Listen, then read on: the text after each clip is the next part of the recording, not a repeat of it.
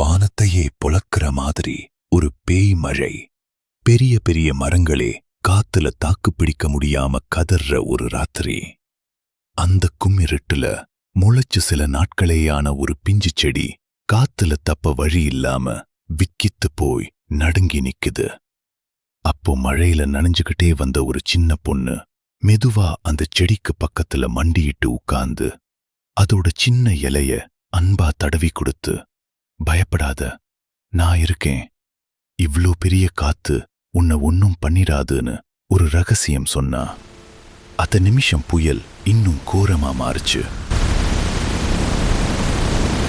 ஆனா ஆச்சரியமா அந்த பிஞ்சு செடி வளைஞ்சதே தவிர கடைசி வரைக்கும் முறியல. இப்போ ஒரு கேள்வி, அந்த பொண்ணு சொன்ன வார்த்தையால அந்த செடிக்கு உசுறு வந்ததா? இல்ல அந்த புயலை பார்த்து பயந்த சிறுமி தனக்கு தேவையான தைரியத்தை அந்த செடிக்கு சொல்ற மாதிரி தனக்குத்தானே சொல்லிக்கிட்டாளா? சில நேரம் நாம மத்தவங்களுக்கு தர்ற ஆறுதல் நிஜத்துல நமக்கு நாமே கொடுத்துக்கிற மருந்தாயிருக்கும்.